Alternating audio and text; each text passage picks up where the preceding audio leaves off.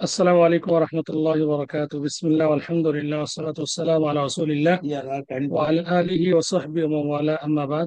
আলহামদুলিল্লাহ, আমরা আজকে আমাদের একজন বিজ্ঞ উস্তাদ, আলেমে দ্বীন এবং লেখক গবেষক, একজন আমরা মাদানী স্কলার পেয়েছি আলহামদুলিল্লাহ। শায়েখ আমানুল্লাহ বিন ইসমাইল মাদানী, উনি আমার আপন চাচা শ্বশুর। আমি গতকালকে এসেছি, তো এই সুবাদে ওনাকে একটু প্রস্তাব দিয়েছিলাম।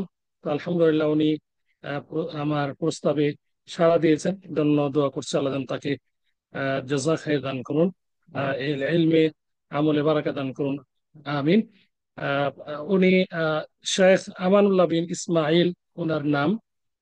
সকলেই এক বাক্যে ওনাকে চিনে, বাংলাদেশের যারা প্রখ্যাত আলিমে দ্বীন এবং সাধারণ মানুষ। উনি বিশেষ করে ওয়াজের সিজনে উনি মাঠে ময়দানে ওয়াজ করে থাকেন বিশেষ করে, এবং অন্য সময়ও তিনি ওয়াজ করে থাকেন আলহামদুলিল্লাহ। ইউটিউবে অসংখ্য আলোচনা তার রয়েছে এবং নিয়মিত পিস টিভির আলোচক ছিলেন। তো ওনার নামে সার্চ করলে অনেক আপনারা উপকৃত ভিডিও পাবেন, অডিও পাবেন আলহামদুলিল্লাহ। আজকে আমরা পেয়েছি, উনি আমাদেরকে সময় দিয়েছেন, এই জন্য দোয়া করছি আবারও আল্লাহ যেন তার ইলমে আমলে বারাকা দান করেন, রিজিকে বারাকা দান করুন এবং সন্তান সন্ততিতে আল্লাহ সুবহানাহু ওয়া তাআলা বারাকা দান করুন, আমিন। এই পর্যায়ে তিনি কথা বলবেন, গুরুত্বপূর্ণ আলোচনা করবেন, আপনার আলোচনা শুনবেন। এবং যারা বিভিন্ন গ্রুপের দায়িত্বে আছেন একটু রিমাইন্ডার দিয়ে দিবেন, তাহলে হয়তো বা আরো অনেকেই উপকৃত হবে। তো আল্লাহ সুবহানাহু ওয়া তাআলা সকলকে জাযা খায়ের দান করুন। আহ, আহ, আমাদের এই গ্রুপটি আসলে ইনশাআল্লাহ পথে কোরআন আলো গ্রুপ, এই নামের মাধ্যমেই আহ, এর অধীনেই বিভিন্ন প্রজেক্ট আমাদের শ্রদ্ধাভাজন দিনী বোন, যিনি এই গ্রুপের ফাউন্ডার, প্রতিষ্ঠাতা পরিচালক হাসিনা বিনতে হানিফ, তিনি বিভিন্ন ধরনের প্রজেক্ট বা বাস্তবায়ন করে থাকেন। তার মাধ্যমে দিনী বোনরা বিভিন্ন স্থানে বিভিন্ন ধরনের আহ, দিনী দাওয়াতি কাজ এবং কল্যাণমূলক জনসেবামূলক কাজগুলো করে থাকেন আলহামদুলিল্লাহ। তো তো এই পর্যায়ে আলহামদুলিল্লাহ আমি আমার শ্রদ্ধাভাজন উস্তাদ এবং আহ, বা- আহ, এবং শ্বশুর, তাকে নসিহামূলক কথা বলার জন্য বিনীত অনুরোধ জানাচ্ছি। জাযাকুমুল্লাহু খাইরান ওয়া বারাকাল্লাহু ফীকুম। السلام عليكم ورحمة الله وبركاته. إن الحمد لله وحده، والصلاة والسلام على من لا نبي بعده، وعلى آله وأصحابه ومن تبعهم بإحسان إلى يوم الدين. أما بعد، فقد قال الله تبارك وتعالى: يا أيها الذين آمنوا اتقوا الله حق تقاته ولا تموتن إلا وأنتم مسلمون. يا أيها الناس اتقوا ربكم الذي خلقكم من نفس واحدة وخلق منها زوجها وبث منهما رجالا كثيرا ونساء، واتقوا الله الذي تساءلون به والأرحام، إن الله كان عليكم رقيبا. يا أيها الذين آمنوا اتقوا الله وقولوا قولا سديدا يصلح لكم أعمالكم ويغفر لكم ذنوبكم، ومن يطع الله ورسوله فقد فاز فوزا عظيما. ثم ما بعد، قال الله تبارك وتعالى: إن عدة الشهور عند الله 12 شهرا في كتاب الله يوم خلق السماوات والأرض منها أربعة حرم الآية। আল্লাহ পাকের অশেষ মেহেরবানিতে আমরা মাগরিবের সালাত আদায় করার পরে একটি গ্রুপ আলোচনায় আমরা বসেছি, অনলাইনে দাওয়াতি কার্যক্রম। যে আল্লাহ পাক আমাদেরকে তৌফিক দিলেন, আল্লাহর এমন এক নিয়ামত এই ইন্টারনেট, যার মাধ্যমে গোটা বিশ্বে এক জায়গায় বসে দাওয়াতি কাজ পৌঁছিয়ে দেওয়া যায়। ইন্টারনেটের ব্যাপারে অনেকের আপত্তি, কিছু কিছু আলেম ওলামা আছেন, তারা এই ইন্টারনেট ব্যবহারটাকে আপত্তিকর করে তুলেছেন। কিন্তু এই ইন্টারনেটটা তো সর্বপ্রথম স্বয়ং আল্লাহ পাক চালু করেছিলেন। মেরাজ থেকে নবী সাল্লাল্লাহু আলাইহি ওয়াসাল্লাম যখন ঘুরে এসে মেরাজের বিবরণ দিলেন, মক্কার কাফেররা তা বিশ্বাস করতে চাচ্ছিল না। এরপরে নবী সাল্লাল্লাহু আলাইহি ওয়াসাল্লামকে জিজ্ঞেস করলেন, তাহলে বাইতুল মাকদেসের জানালা দরজা কতটি, এর একটা বিবরণ দাও। আল্লাহ পাক স্যাটেলাইটের মাধ্যমে, আল্লাহ পাক তার কুদরতের মাধ্যমে সে দেখিয়ে দিয়েছিলেন, মক্কায় বসে নবী সাল্লাল্লাহু আলাইহি ওয়াসাল্লাম বায়তুল মাকদেস দেখতে পেয়েছিলেন। এখান থেকে ইন্টারনেটের ইঙ্গিত পাওয়া যায়। এর মাধ্যমে দাওয়াতি কাজ চলছে। যারা, যে সমস্ত দিনী বোনেরা এই দাওয়াতি কাজে অংশগ্রহণ করছেন এবং যাদের সহযোগিতা এটা চলছে, আল্লাহ পাক তাদের দুনিয়া ও আখিরাতে কল্যাণ দান করুন, আল্লাহুম্মা আমিন। আজকে আমাদের আলোচ্য বিষয় হলো জিলহাজ মাসের ফজিলত, ফজলু শাহরি জিল হিজ্জাহ ওয়া আমালুহু, এবং তার করণীয় এবং বর্জনীয় কি আছে সেগুলি বিষয় নিয়ে আমাদের আলোচনা। প্রথমত আমরা যে আলোচনা করতে যাচ্ছি সেটা হলো এই জিলহিজ্জা মাসটা, এটা এটি পবিত্র মাস সমূহের একটি অন্তর্ভুক্ত বিশেষ মর্যাদাপূর্ণ যে মাস আল্লাহ পাক চারটি নির্ধারণ করেছেন, তার মধ্যে এটা একটি। মহান আল্লাহ পাক বলেন, ইন্না ইদ্দাতাশ শুহুরি ইনদাল্লাহি ইসনা আশারা শাহরান ফি কিতাবিল্লাহ, নিশ্চয়ই মাস সমূহের গণনা আল্লাহ পাকের কাছে 12টি, বছরের 12টি মাস। এই ইয়াউমা খালাকাস সামাওয়াতি ওয়াল আরদ, আল্লাহ পাক যেদিন আসমান এবং জমিন সৃষ্টি করলেন, এই পৃথিবী সৃষ্টি করার পরে মাস সমূহকে 12টি মাস ধার্য করা হয়েছে। আমরা জানি যে পৃথিবীর দুইটি গতি আছে, একটি হলো আর্নিক গতি, একটি হলো বার্ষিক গতি। আর্নিক গতি এবং বার্ষিক গতি, তো এই বার্ষিক গতির যে একটা পরিক্রমা, এটা হলো 12 মাস। বছর ঘুরিয়ে আসে 12 মাসে, পৃথিবী এক চক্কর দেয়। তো এই 12 মাসের মধ্যে 4টি মাস হলো মহাপবিত্র মাস। তার মধ্যে যুদ্ধ বিগ্রহ এগুলি করা নিষেধ, জাহেলি আরবেরাও এগুলি বন্ধ রাখতেন। তার মধ্যে 3টি হলো লাগাতার, জুলকাদা, জুলহিজ্জা এবং মুহররম। আর মুদার গোত্রের রজব হাদিসে বলা আছে, কারণ জাহেলি আরবেরা তাদের নিজেদের সুবিধার্থে এই রজব মাসকে আগা পিছা করে দিত। আল্লাহ পাক তারও ইঙ্গিত দিয়েছেন অন্য আয়াতে, ইন্নামান নাসিউ জিয়াদাতুন ফিল কুফর। তো যাই হোক, এই পবিত্র মাস সমূহ, তার মধ্যে 4টি মাস বিশেষ মর্যাদাবান, যেই মাসে যুদ্ধ বিগ্রহ জাহেলি আরবেরা বন্ধ করে। তার মধ্যে এই জুলহিজ্জা মাসটা অন্তর্ভুক্ত। জুলহিজ্জা মাসের আরেকটি বৈশিষ্ট্য হলো এটা হলো হজের মাস। আল্লাহ পাক বলেন, আল হাজ্জু আশহুরুম মা'লুমাত, ফামান ফারাদা ফীহিন্নাল হাজ্জা ফালা রাফাসা ওয়ালা ফুসুকা ওয়ালা জিদালা ফিল হজ্জ। হজ তো নির্ধারিত কতক মাসের মাধ্যমেই হয়ে থাকে, মাসের মধ্যেই হয়ে থাকে। সুতরাং যে ব্যক্তি হজ করার নিয়ত করবে, নিজের উপর হজকে ধার্য করবে, ফালা রাফাসা ওয়ালা ফুসুকা ওয়ালা জিদালা ফিল হজ্জ।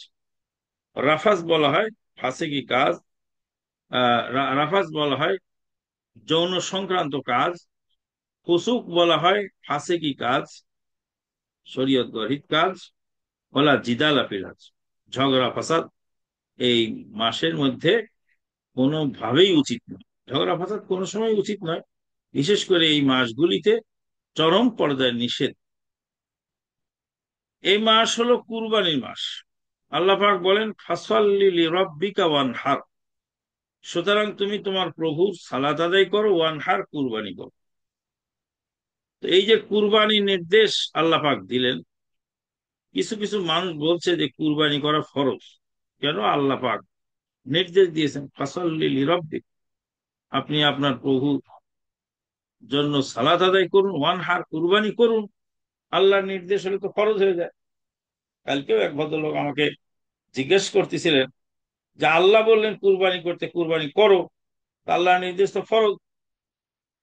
তাই বলে, ভাই, তাহাজ্জুদ তো আল্লাহ পড়তে বলেছেন, আমিনাল লাইলি ফাতাহাজ্জাত বিহি, নাফিলাত আল্লাহ, তুমি রাত্রি যোগে তাহাজ্জুদ পড়ো, তো তাহাজ্জুদ তো আল্লাহ পড়তে বলেছেন, তো তাহাজ্জুদ কি ফরজ?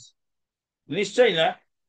কাজে আল্লাহর হুকুম হইলেই যে ফরজ হয়ে যায়, বিষয়টি এমন নয়। এটা কুরবানির মাস, এটা হজের মাস, এটা পবিত্র মাস। এই মাসের অনেক বৈশিষ্ট্য, যে বৈশিষ্ট্য বলে শেষ করা মুশকিল।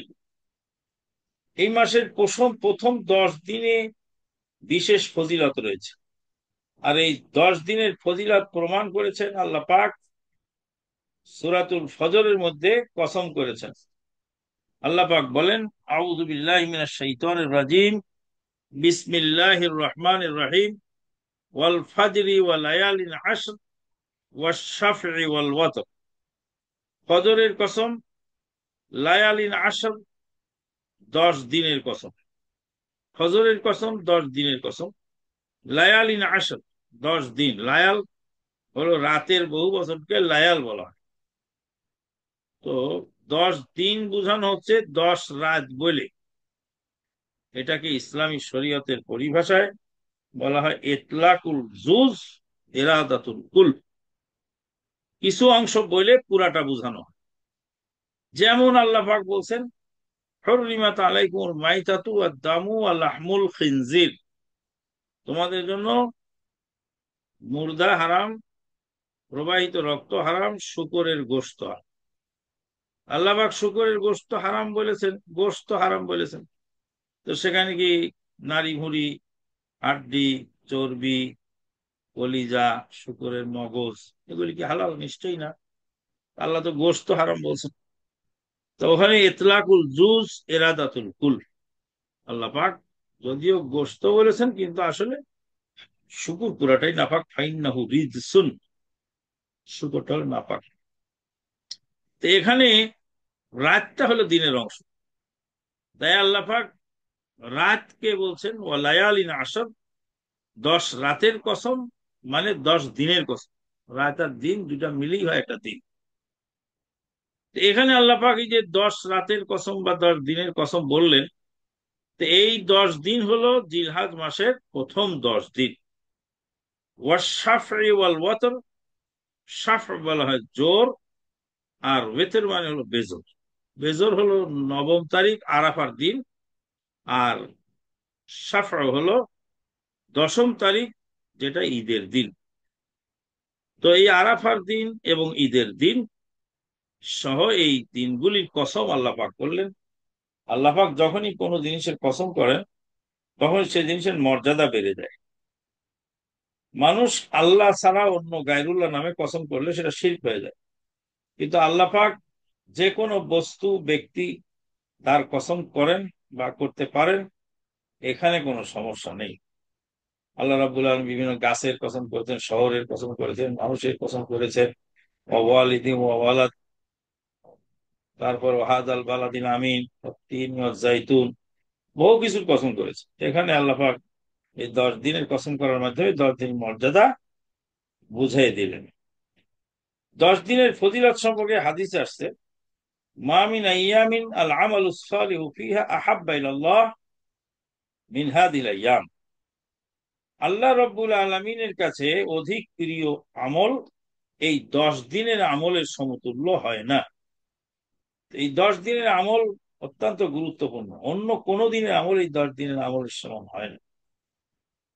রাসূলুল্লাহ সাল্লাল্লাহু আলাইহি ওয়াসাল্লামকে জিজ্ঞেস করা হলো, জিহাদে গেলেও কি 10 দিনের আমলের সমতুল্য হবে না? নবী সাল্লাল্লাহু আলাইহি ওয়াসাল্লাম বলেন যে না, হবে না। তবে জিহাদে যদি জানমাল নিয়ে যায়, আর জানমাল কিছুই যদি ফেরত না আসে, তাহলে সে ব্যক্তি এই 10 দিনের আমলকারীর সমতুল্য হতে পারে। সম্মানিত দিনী বোন, তাহলে এই 10 দিনের আমল, স্বাভাবিক যে আমলগুলি আছে, এগুলির অনেক মর্যাদা। এই 10 দিনের ভিতরে একটা হলো আরাফার দিন। আরাফার দিনটা অত্যন্ত গুরুত্বপূর্ণ দিন। এখানে আরেকটা কথা বলা দরকার, সেটা হলো এই যে রমাদান মাসের শেষ দশক আর জিলহজ মাসের প্রথম দশক, এটার মধ্যে মর্যাদা কোনটার বেশি? ওলামায়ে কেরামগণ ব্যাখ্যা করেছেন যে রাত হিসাবে রমজান মাসের শেষ দশকের রাতগুলি মর্যাদাবান, আর দিন হিসাবে যুলহিজ্জা মাসের প্রথম 10 দিন মর্যাদা। তো আরাফার দিন আরাফার ময়দানে হাজীগণ অবস্থান করেন। আল্লাহ রাব্বুল আলামিন প্রথম আসমানে নেমে আসেন, অসংখ্য মানুষকে আল্লাহ পাক ক্ষমা করেন। আরাফার দিন, এই দিনকে বলা হয় ইয়ামু হাজ্জিল আকবার, হজের সবচেয়ে বড় দিন। এই দিনে যারা আরাফার মাঠে আছেন তারা তো সিয়াম রাখবেন না, অর্থাৎ যারা হজ করতে গেছেন তারা সিয়াম রাখবেন না। তবে রাখতে পারবেন ওই হাজি, যে হাজি কুরবানি করার সামর্থ্য নাই বা কুরবানি খুঁজে পাননি, কিন্তু তিনি কেরান অথবা তামাত্তু হজ করছেন। তামাত্তু অথবা কেরান হজ করছেন, কিন্তু কুরবানি করার সামর্থ্য নাই, টাকা পয়সা নেই, অথবা কুরবানি পাচ্ছেন না, তিনি তো 10 দিন সিয়াম পালন করবেন।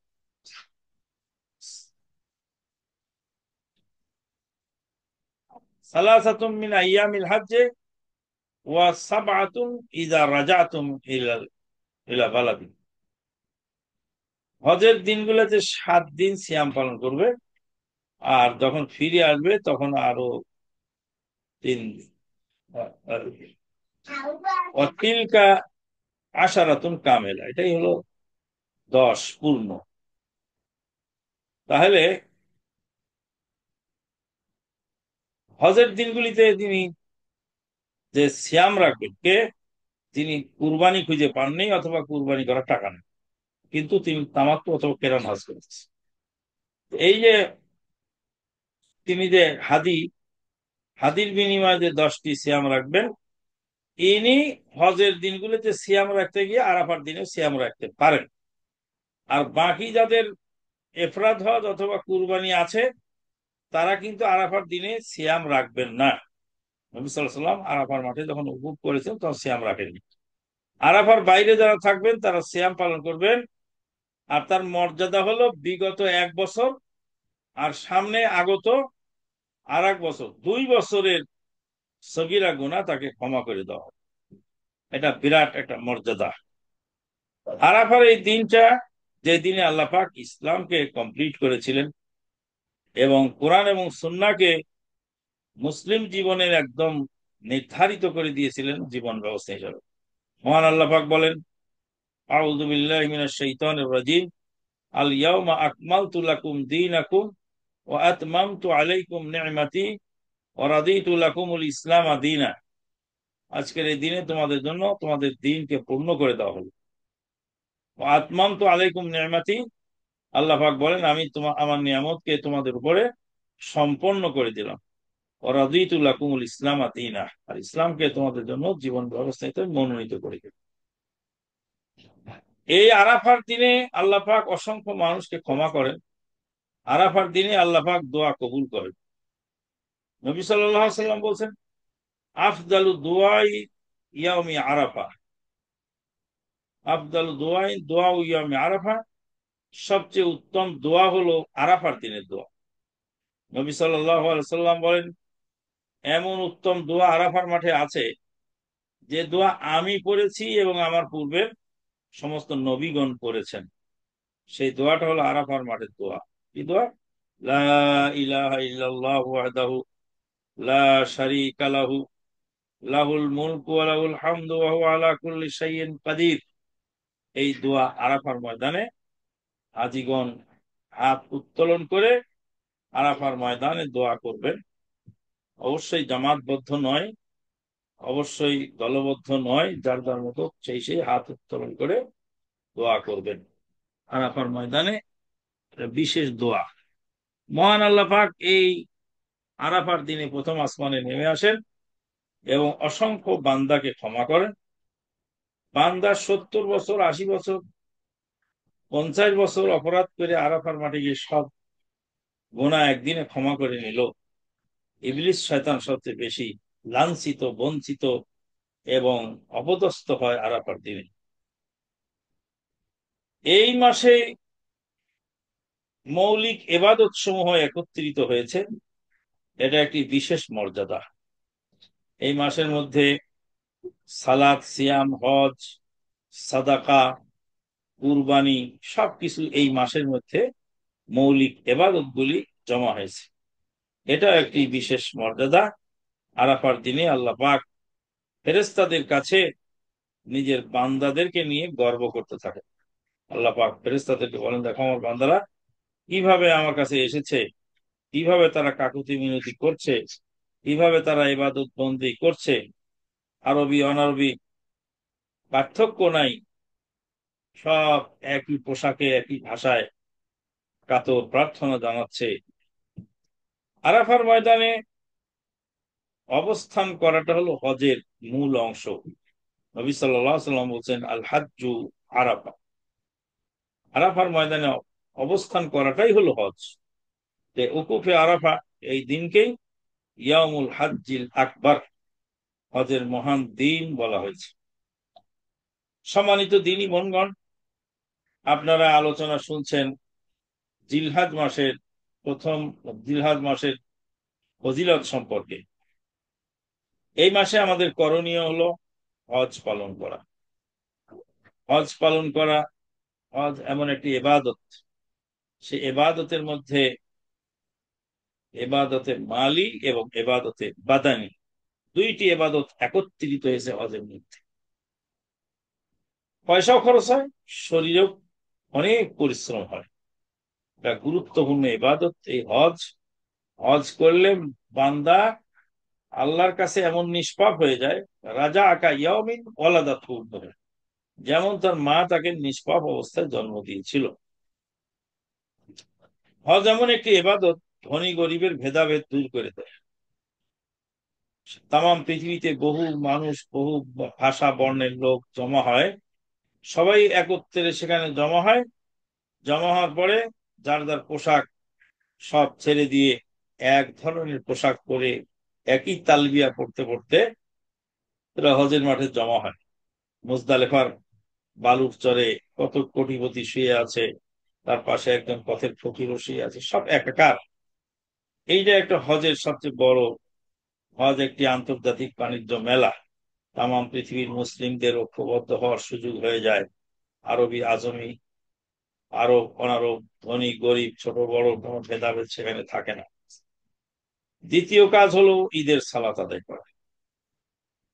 এই মাসের মধ্যেই ঈদের সালাত, ঈদুল আদহা, যেটা মুসলিমদের জন্য একটি বিশেষ নিদর্শন। তৃতীয় কাজ হলো কুরবানি করা, পশু কুরবানি দিয়ে নিজের পশুত্বকে জলাঞ্জলি দেওয়া।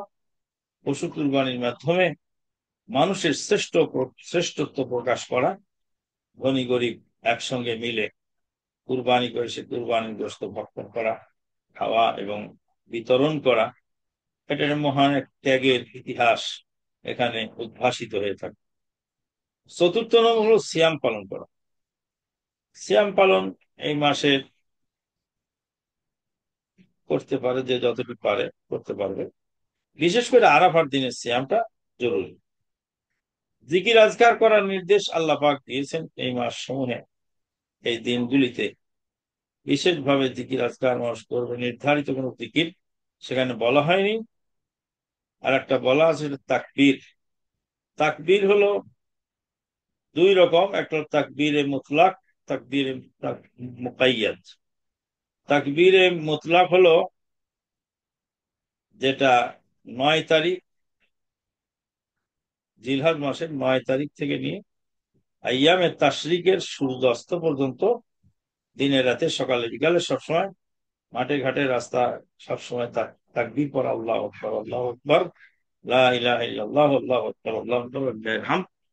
পুরুষেরা জোরে জোরে পড়বে আর মেয়েরাও পড়বে, কিন্তু আওয়াজ যেন তাদের নিম্নগামী হয়। আর তাকবীরে যেটা মুকাইয়াদ, সেটা হলো প্রত্যেক ফরজ সালাতের পরে 13 তারিখের ফজর থেকে নিয়ে, 9 তারিখের ফজর থেকে নিয়ে 13 তারিখের আসর পর্যন্ত প্রত্যেক ফরজ সালাতের সালামের পরে এই তাকবীর গুলি পাঠ করা হয়। আর একটা ইবাদত আছে এই মাসে। নবী সাল্লাল্লাহু আলাইহি ওয়াসাল্লাম বলছেন, জিলহজ মাসের চাঁদ উঠে গেলে যারা কুরবানি করতে ইচ্ছুক তারা যেন তাদের চুল, নখ শরীরের অবাঞ্ছিত পশম এগুলি পরিষ্কার করা থেকে, কর্তন করা থেকে বিরত থাকে কুরবানি করার আগ পর্যন্ত। তো এইগুলি হলো মোটামুটি আমাদের করণীয় এই মাসে। আর এই মাসের ফজিলত সংক্ষিপ্ত আকারে আমরা বর্ণনা করছি। এর পাশাপাশি রয়েছে এই মাস কেন্দ্রিক কিছু বেদাত, যেমন বিভিন্ন সালাতের বিবরণ বিভিন্ন কেতাবে দেওয়া আছে। জিলহজ মাসের প্রথম 10 দিনে সালাত আদায় করা, বিতির সালাতের পরে বিভিন্ন কায়দায় সূরা ফাতিহার পরে সূরা কাউসার তেলাওয়াতের মাধ্যমে এই যে বিশেষ ধরনের সালাতের কথা সেখানে বলা আছে, যেগুলি কোনো ভিত্তি নেই, আমরা এগুলি বর্জন করব, এগুলি আমাদের করণীয় নয়। কুরবানির আগের রাতে, কুরবানির দিন সালাত আদায়ের বিশেষ বিবরণ দেওয়া হয়ে থাকে বিভিন্ন কিতাবে। এটা হলো আমাদের দেশের প্রচলিত নিয়ম নীতি, যেগুলির সাথে ইসলামের কোনো সম্পর্ক নাই। এটা বরঞ্চ এটা দেশাচার হিসাবে গণ্য হয়। অনুরূপভাবে জিলহজ মাসের প্রথম 9 দিন বিভিন্ন দিনে বিভিন্ন সিয়াম পালন, বিভিন্ন দিনে বিভিন্ন এক এক দিনের এক এক সিয়ামের এক এক মর্যাদা বর্ণনা করা হয়ে থাকে বিভিন্ন কেতাবাদিতে, এবং বলা হয়ে থাকে যেগুলি কোরআন হাদিসের সাথে আমাদের সম্পর্ক নাই। সম্মানিত দ্বীনী বোনেরা, আমরা আমাদের এই জিলহজ মাস কেন্দ্রিক আমাদের আলোচনা এতটুকুই আমরা রাখলাম। পরিশেষে আপনাদের কাছে আমাদের কিছু বিশেষ অনুরোধ নসিহা থাকবে, সেটা হলো এই: যাদের উপরে হজ ফরজ হয়েছে তারা দ্রুত হজ করে ফেলবেন। হজ যদি নিজে করতে না পারেন তাহলে বদলি হজ করিয়ে নেবেন। যাদের আত্মীয় স্বজন মারা গেছেন হজ ফরজ অবস্থায় কিন্তু হজ করতে পারেননি, মারা গেছেন, তাদের তরফ থেকে বদলি হজ করিয়ে দিবেন, কারণ এটা একটা ঋণ তাদের ঘাড়ে রয়ে গেছে। সামর্থ্যবানরা কুরবানি করবেন। কুরবানি করার চেয়ে বেশি গুরুত্বপূর্ণ হলো ঋণ পরিশোধ করা। আমাদের দেশে অনেক মানুষ কুরবানি করে কিন্তু ঋণ পরিশোধ করে না, বোনের অংশ দেয় না, কুরবানি করছে লক্ষ লক্ষ টাকায়, জাকাত ঠিক মতো দেয় না, কুরবানি করে। এই লোক দেখানো কুরবানি থেকে বিরত থাকতে হবে, সুন্নতি পদ্ধতিতেই কুরবানি করতে হবে। কুরবানি ভোগ নয় ত্যাগ, ত্যাগের মহিমায় উদ্ভাসিত হয়ে কুরবানি করতে হবে। খাওয়ার চিন্তা মাথায় কম রাখতে হবে, গরিব দুঃখী মানুষ যারা কিনতে পারে না তাদেরকে বিলিয়ে দিতে হবে, এই চেষ্টা করতে হবে। আর এই দিনের দাওয়াত যেভাবে আপনারা প্রসার করছেন, দিনের দাওয়াত প্রত্যেক দিনই বোনকে অনুরোধ করব যে যেখানে আছেন যেভাবে আছেন আপনারা দাওয়াতি কাজ এগিয়ে নিয়ে যাবেন। এই দাওয়াতের মাধ্যমে আপনারা অনেক নেকি পাবেন। কারণ হলো পৃথিবীতে যত নেকির কাজ মানুষ করুক না কেন, এই দাওয়াতের সমতুল্য কোন নেকি হয় না। কেন হয় না? কারণ রাসূলুল্লাহ সাল্লাল্লাহু আলাইহি ওয়াসাল্লাম বলছেন যে মান দাআ ইলা হুদান কানা লাহু মিনাল আজরি মিসলু উজুরি মান তাবিআহু মিন গায়রি আন ইউনতাকাসা মিন উজুরিহিম শাইআ। রাওয়াহু মুসলিম আও কামা ক্বালা আলাইহিস সালাতু ওয়াস সালাম। যে ব্যক্তি যে কোনো ব্যক্তিকে দ্বীনের দাওয়াত দিবে আর সে যদি গ্রহণ করে, তাহলে যারা অনুসরণ করবে সে দাওয়াত, কিয়ামত পর্যন্ত সকল অনুসারীর সমপরিমাণ নেকি যিনি দাওয়াত দিলেন তার নামে আমল। এটা এমন একটা নেকি যেটা মানুষ ইমাজিন করতে পারে। আপনি একটা দাওয়াতি কাজে শেয়ার করবেন, শেয়ারের মাধ্যমে আরো 10 জন 20 জন 50 জন 100 জন 500 জন 1000 জন। আমরা পিস টিভি সম্পর্কে যা জেনে থাকি যে পিস টিভির এই ডাক্তার জাকির নায়েক স্যারের ওসিলায় প্রায় 3 কোটি প্রায় 3 কোটি অমুসলিম ইসলাম গ্রহণ করছে তাম বিশ্বে। সেরে ভারতের মাটিতেই প্রায় 3 লক্ষ অমুসলিম ইসলাম গ্রহণ করছে। তো এই যে লক্ষ লক্ষ কোটি কোটি মানুষ ইসলাম গ্রহণ করলেন একজন ডাক্তারের দাওয়াতের ওসিলায়। দাওয়াত আমরা সবাই দিব, কেউ তো আলেম হতে হবে, মুফতি হতে হবে, তারপর দাওয়াত দিতে হবে, বিষয় এমন নয়। প্রত্যেকেই দাওয়াত দেওয়ার অধিকার রাখে যদি তার জানা থাকে। বাল্লিগু আন্নী ওয়ালাউ আয়া। ঠিক আছে, এই দাওয়াতি কাজ বেশি বেশি শেয়ার করবেন। আল্লাহ পাক আপনাদের এই দাওয়াতি কাজে বারাকাত দান করুন, আল্লাহুম্মা আমিন। ওয়া আখিরু দাওয়ানা আলহামদুলিল্লাহি রাব্বিল আলামিন। আমাদের আলোচনা এখানে শেষ করলাম, আমরা এখন প্রশ্ন উত্তর পর্বে যেতে চাই।